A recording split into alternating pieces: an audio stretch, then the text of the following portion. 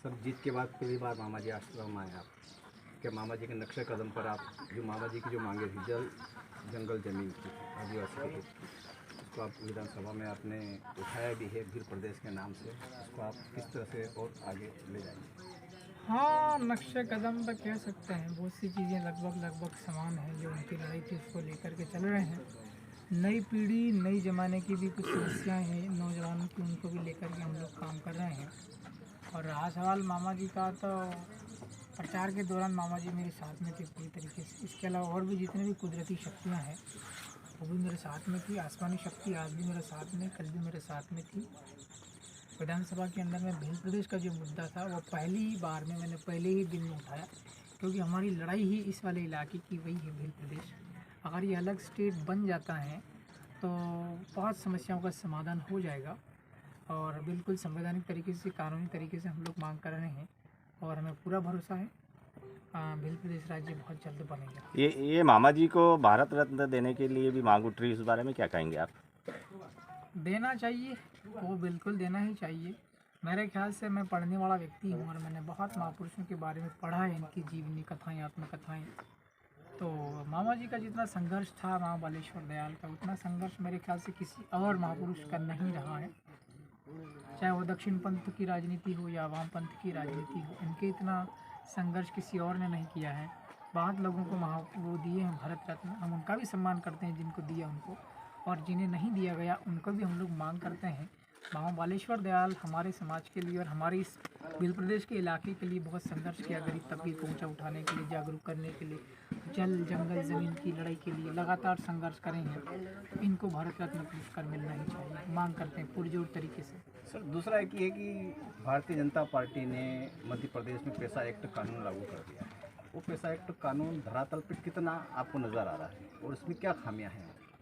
थोड़ा बहुत तो है। देखो, पहले जो है वो इसको सब लोग भूल गए थे। मेरे ख्याल से पुराना कानून है, 1996 में है, जब दिलीप सिंह जी भूरिया और ये कौन कौन लोग थे तब बना था। बहुत पुराना कानून है ये। और ये भी डॉक्टर हीरालाल राव, भले वो कांग्रेस पार्टी की हैं, लेकिन आदिवासियों की बात उनने भी रखी थी। और आदिवासी के जो जयस से, जय आदिवासी युवा संगठन शक्ति, जो भी कहो, आदिवासी पढ़े लिखे लोगों ने बहुत संघर्षात्मक तरीके से लगातार आवाज़ें उठाई थी। तो जो है बीजेपी की सरकार ने, तत्कालीन सिंह जो सीएम साहब थे, शिवराज सिंह जी चौहान, उनके नेतृत्व में मध्य प्रदेश में पैसा कानून के तहत नियम बने थे।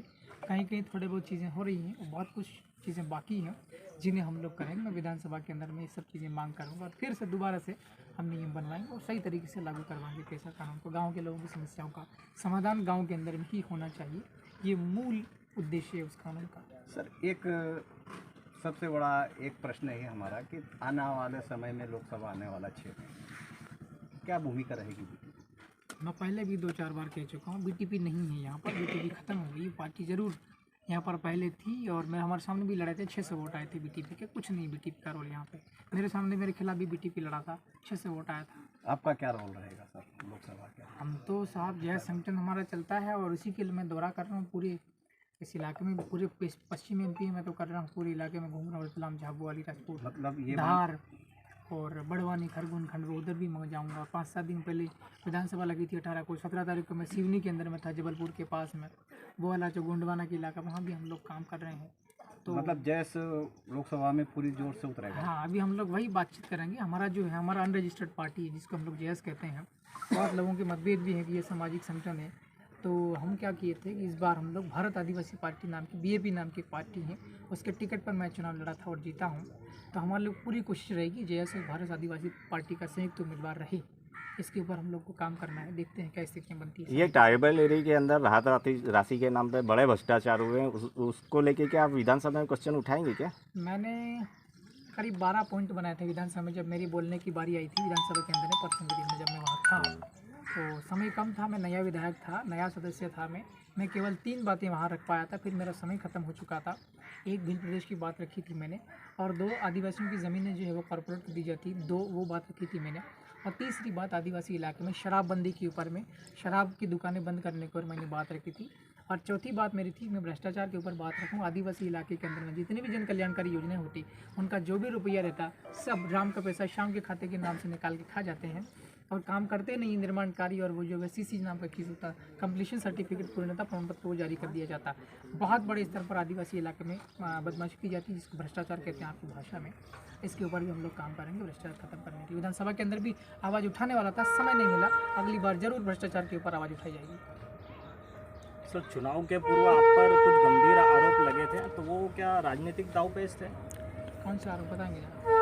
आप पर जैसे कि बलात्कार के आरोप लगे थे, उस पर क्या कहना है? आप मुझे 1 घंटे के लिए मुख्यमंत्री बना दो, मैं 1 घंटे के अंदर तुम जिसको बोलो उसको मैं उस आरोप के अंदर में बंद कर सकता हूँ। या राजनीतिक दुर्भावना के साथ में कोई भी आदमी किसी भी प्रकार की हरकतें कर सकता है, यहाँ हत्या तक हो जाती है। मैं मालिक का बंदा, मेरा कुछ नहीं बिगड़ता है। जो लोग मेरे खिलाफ साजिश और षड्यंत्र रचते हैं उनका नुकसान होना तय है। माँ बालेश्वर की प्रतिमा के आगे मैं खड़ा होकर के बोल रहा हूँ, एक शक्ति है जिसको ईश्वर एक कुदरती शक्ति कहते हैं, सबका मालिक एक है, दुनिया को बनाने वाला एक है, वो छोड़ेगा नहीं जो मेरा बुरा सोचता है। सर, आदिवासी समाज पूरा जितना MP का ट्राइबल इलाके का आपकी तरफ काफ़ी अच्छी नज़रों से देख रहा है। कुछ उनका हित हो, समाज को और अच्छी सरकार की तरफ से कुछ ऐसी और राहत राशि मिले या अच्छे काम मिले, जैसे रोज़गार हैं, बेरोज़गारी काफ़ी पलायन होता है जहाँ वो ट्राइबल डिस्ट्रिक्टों से, इसके लिए आप क्या करेंगे? पलायन रुके, इसके लिए क्या करेंगे? पलायन रुकने के ऊपर काम मैंने चालू कर दिया मेरे इलाके में। गांव के लोगों को गांव में ही रहने की व्यवस्था हो जाए, गांव के लोगों को गांव में ही कुछ आजीविका का साधन मिल जाए, खेती बाड़ी ठीक ठाक हो जाएगी साहब। अभी हम मीटिंग लेकर के आए हैं, पलायन कैसे रुके। हर खेत तक पानी अगर पहुंच जाएगा सिंचाई करने के लिए तो लोग अपने अपने खेतों में व्यस्त रहेंगे 12 महीने तक, पलायन पर तो जाएंगे ही नहीं। है मेरे पास में आइडियाज़, और आप कह रहे हैं कि पूरा समाज या पूरा आदिवासी इलाका देख रहा है मेरी तरफ नज़रें अपनी अपेक्षाओं के साथ में, आशाओं के साथ में, बिल्कुल मैं खरा उतरूँगा। और मेरा कोई वो नहीं उद्देश्य कि मैं मुख्यमंत्री बनूँ, मैं बड़े सपने देखूँ, मैं प्रधानमंत्री बनूँ, वैसा कुछ नहीं है। मैं बराक ओबामा से मेरी ज़िंदगी की प्रेरणा मिली थी पॉलिटिक्स में आने की। मैं सरपंच बनना चाह रहा, केवल और केवल सरपंच बनना चाह रहा था। मेरे नसीब में वो सरपंच था नहीं, तो लोगों ने तो मुझे विधायक बना दिया साहब। 4.5 लोगों का भविष्य मेरे हाथ में है। मेरे विधानसभा के अंदर में 2,10,000 वोटर हैं, बच्चे से बूढ़े तक की संख्या 4.5 लाख से ज़्यादा है।